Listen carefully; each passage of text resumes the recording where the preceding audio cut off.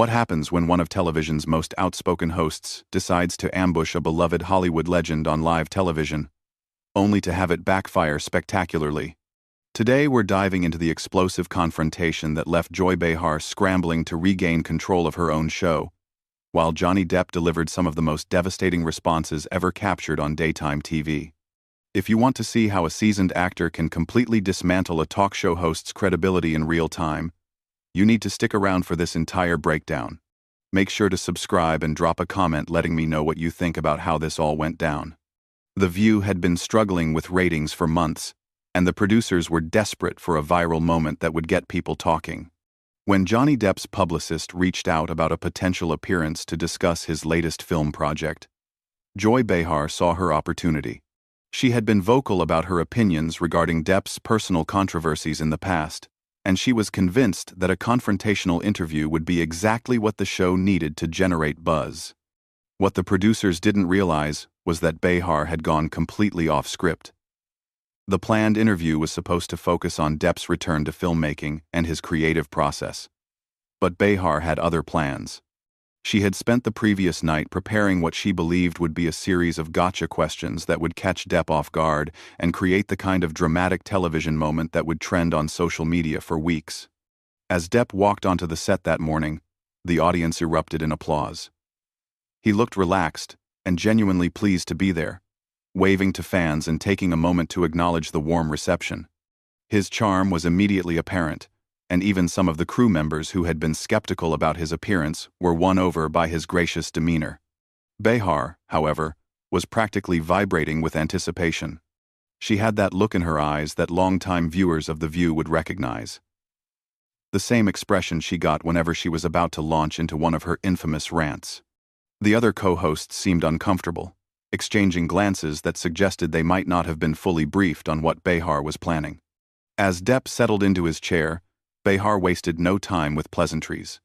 The moment the cameras rolled, she leaned forward with what can only be described as predatory intensity and said, "Johnny, let's be honest here. You've had quite the fall from grace, haven't you? I mean, from beloved pirate to Hollywood pariah? That's quite a journey."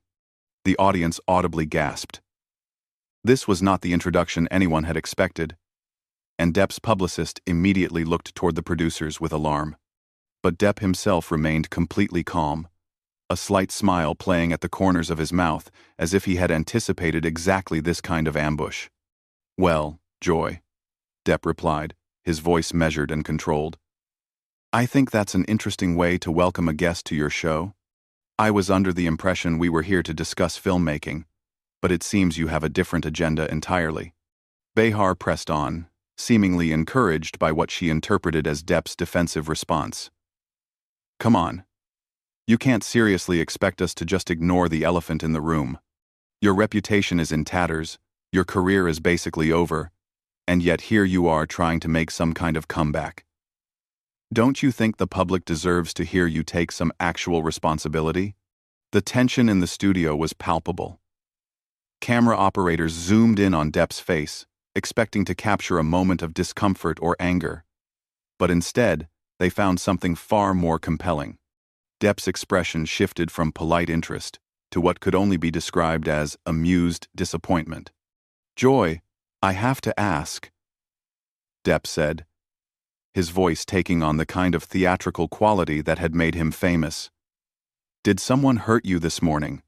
Because the level of hostility you're displaying toward someone you've invited onto your show suggests you're working through some personal issues that have nothing to do with me." The audience began to murmur, and a few people could be heard chuckling nervously. Behar's face flushed red, but she was far from backing down. If anything, Depp's response seemed to fuel her determination to prove whatever point she was trying to make. "Don't try to turn this around on me," she snapped. "I'm asking legitimate questions that anyone in journalism would ask. You've been involved in some very public legal battles, and people want to know where you stand." Depp leaned back in his chair, completely relaxed, and said, "Joy, I've been in this business for over 3 decades. I've sat through thousands of interviews, with everyone from respected journalists to tabloid reporters, And I can tell you with complete certainty that what you're doing right now has absolutely nothing to do with journalism. This feels personal, and I'm curious about why that is. The other co-hosts were now visibly squirming in their seats. One of them attempted to interject with a comment about Depp's upcoming film, but Behar cut her off with a wave of her hand, clearly determined to continue her line of questioning. Personal? Behar laughed, but it came out forced and unnatural. Johnny, everything about your life has been personal and public for years. You can't have it both ways. You can't court the media when it benefits you and then act like a victim when people ask tough questions.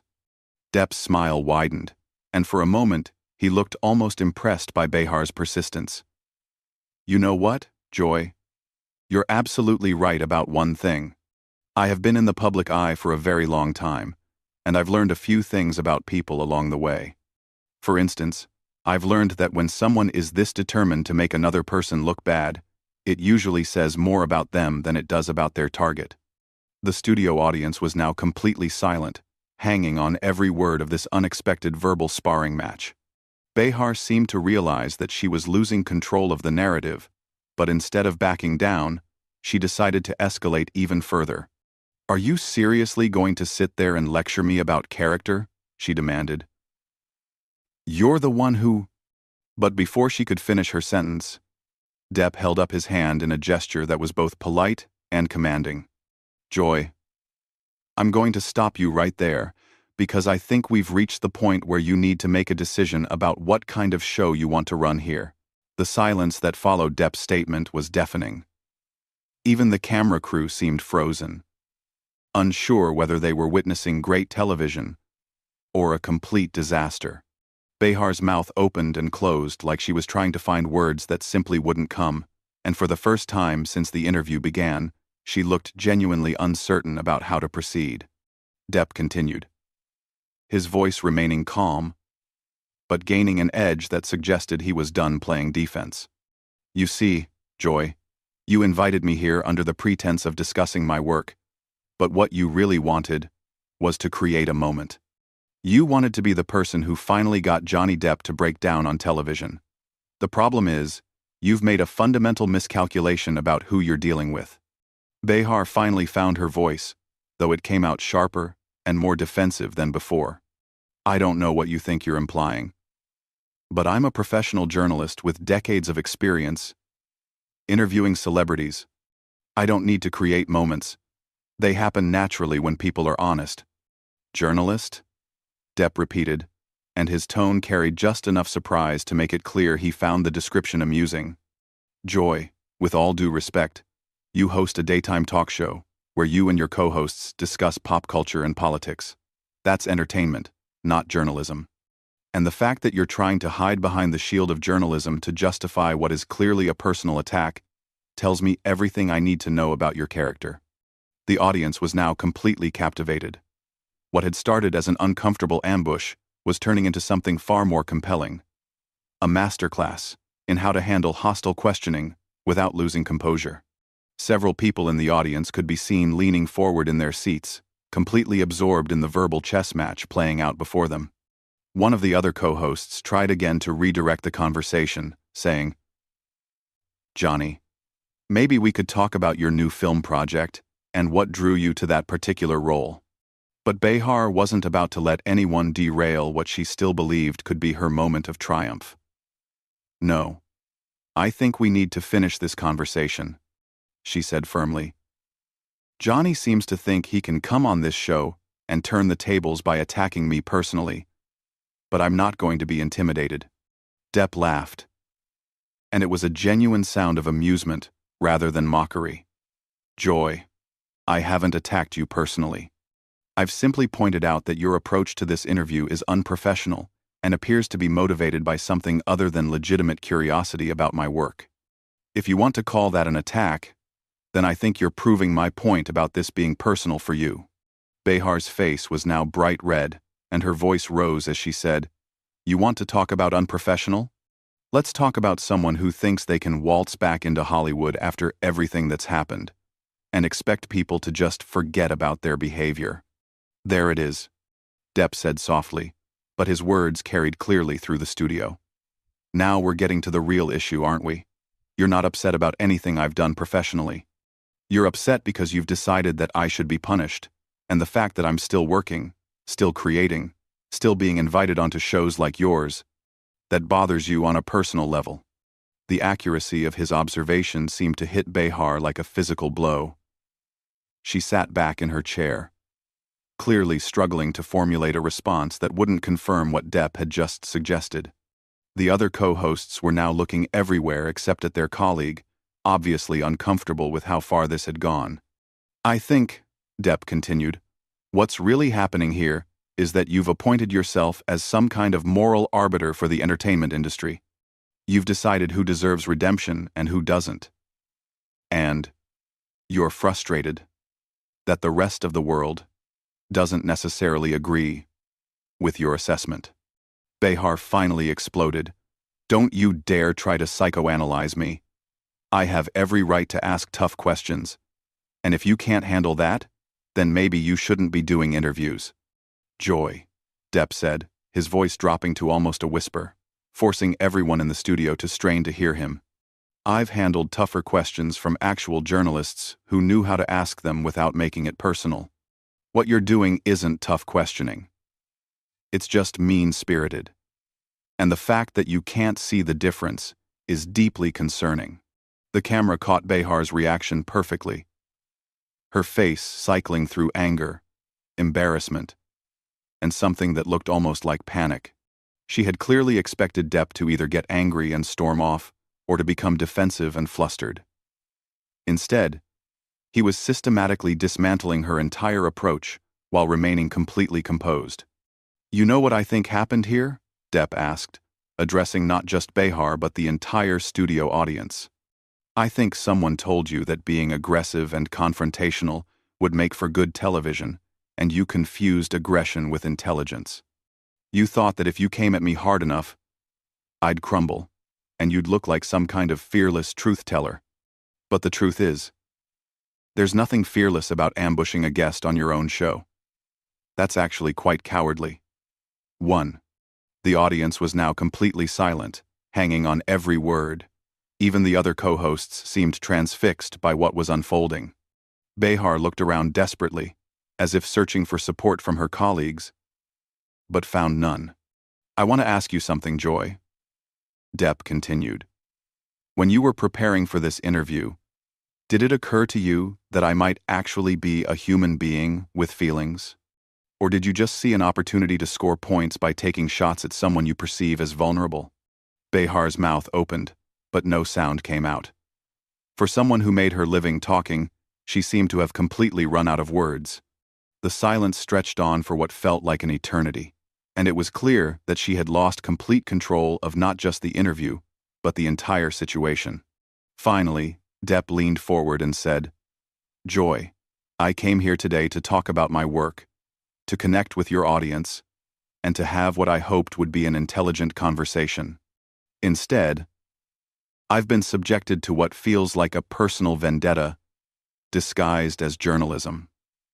I think your viewers deserve better than that. And frankly, so do you. The weight of Depp's words hung in the air like a challenge that everyone in the studio understood but no one knew how to address. Behar sat frozen. Her usual quick wit completely abandoned her, and the longer the silence stretched, the more obvious it became that she was in way over her head. The camera operators were getting shots that would become legendary, capturing every micro-expression of her growing panic. One of the producers could be seen frantically gesturing from behind the cameras, clearly trying to signal for a commercial break. But Behar either didn't see the signals or was too proud to take the lifeline being offered. Instead, she made what would prove to be the biggest mistake of her career by deciding to double down on her failed strategy. You know what, Johnny?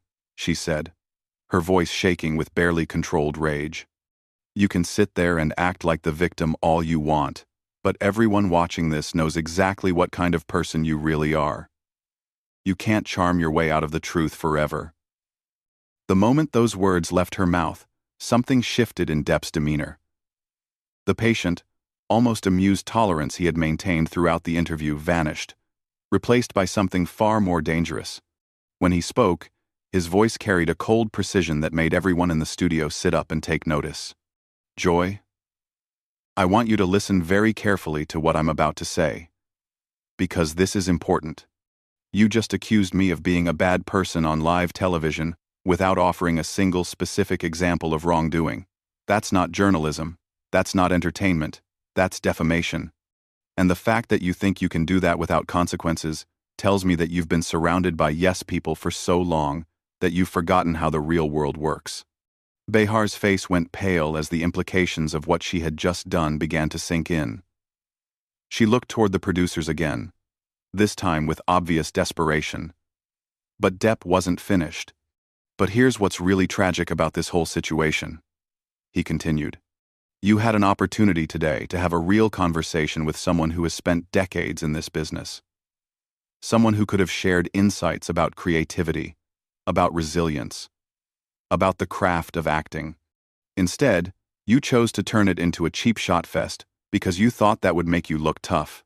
All you've really accomplished is showing your audience that you're willing to sacrifice basic human decency for what you hope will be a viral moment." The audience was completely riveted now, and several people could be seen nodding in agreement with Depp's words. Behar looked around the studio desperately, as if searching for someone to rescue her from the hole she had dug for herself. But even her co-hosts were avoiding eye contact. "I want to address your audience directly for a moment," Depp said, turning to face the cameras. "You deserve hosts who treat their guests with respect, who ask thoughtful questions, and who are genuinely interested in having conversations, rather than creating conflict for its own sake. What you've witnessed here today is what happens when someone mistakes cruelty for courage." Behar finally found her voice again. But it came out as a desperate shriek. "How dare you lecture my audience? This is my show, and I'll run it however I see fit." "Actually, Joy," Depp replied with devastating calmness, "I think you'll find that this is the network's show, and the sponsor's show, and ultimately, the viewer's show. You're just temporarily in charge of it, and based on what I've seen today, I suspect that arrangement might not last much longer." The look of horror that crossed Behar's face suggested that Depp's words had hit far too close to home. The rumors about declining ratings and advertiser concerns were apparently well-founded, and his casual mention of her potentially tenuous position clearly struck a nerve.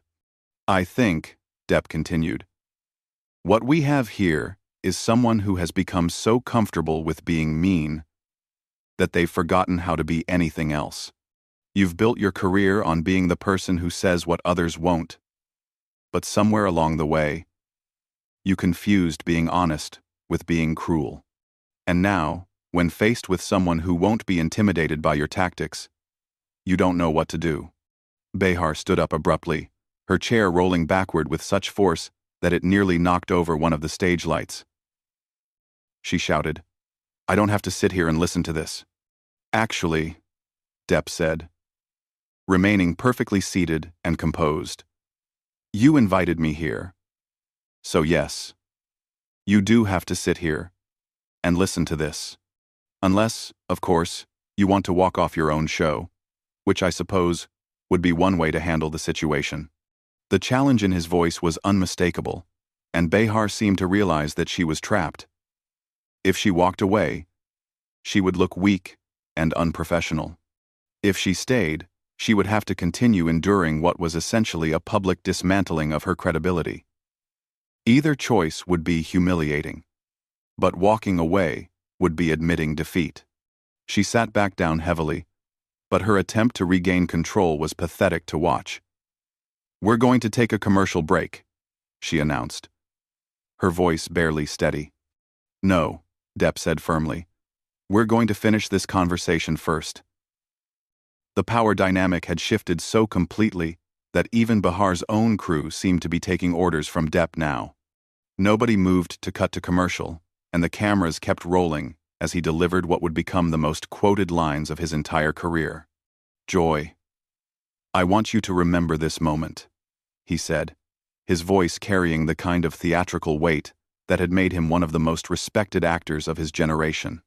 I want you to remember what it feels like to realize that your cruelty has consequences. Because someday, when you're wondering why people stopped taking you seriously,